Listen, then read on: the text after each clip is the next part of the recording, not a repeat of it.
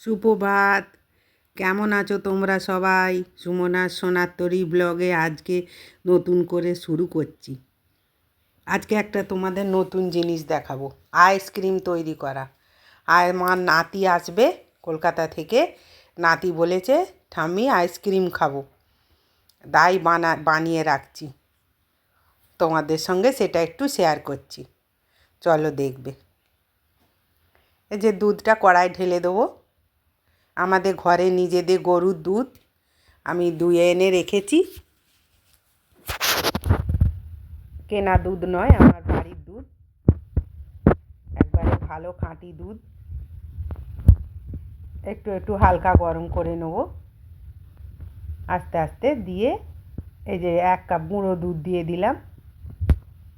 দুধটাকে একটু ভালো করে মিশিয়ে নেব।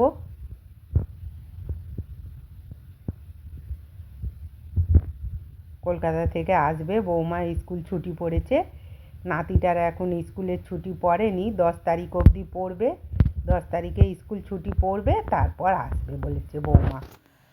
নাতিটাকে নিয়ে দিন কতক একটু বেরিয়ে যাবে, ঘুরে যাবে আমাদের এখানে গ্রাম থেকে। দুধটা গুঁড়ো দুধ দিয়ে দুধটা একটু ঘন করে নিচ্ছি, ফুটিয়ে ফুটিয়ে একটু গরম করে নেব।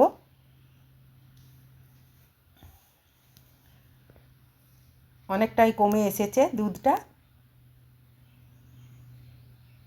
ঘন করে নিচ্ছি। এই সময় একটু চিনি দিয়ে দেবো, মিষ্টিটা হয়ে যাবে।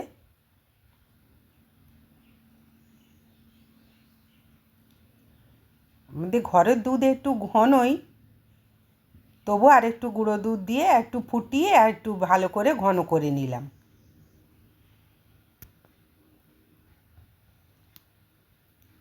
আমি তো এইভাবেই বানাই, তোমরা কেমনভাবে বানাও জানাবে।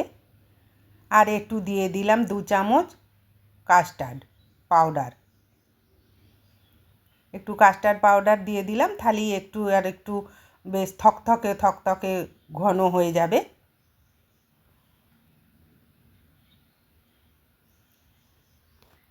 ঘন ঘন হয়ে যাবে, গাঢ় গাঢ় করে।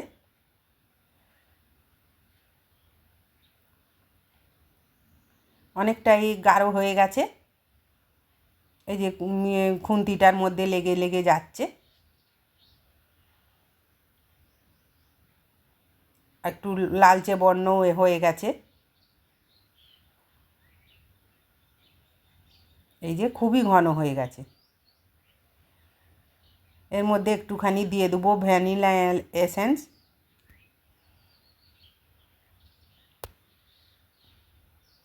দিয়ে এবারে ঠান্ডা করে নেব, গ্যাসটা অফ করে দিয়ে।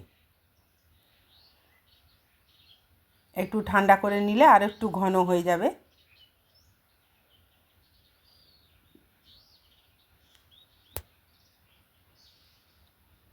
ঘনটা হয়ে গেছে। এবারে মেঝেতে নিয়ে এসে বসেছি। এবারে এখানে বসে বসে ওই আইসক্রিম মোল্ডে সাজিয়ে নেব দিয়ে দিয়ে। দাঁড়িয়ে দাঁড়িয়ে সব সময় করতে পারি না, ওই জন্য একবার করে বসে বসে করি। যেগুলো বসে কাজ সেগুলো বসে করি, বাকি সময় দাঁড়িয়েও করি।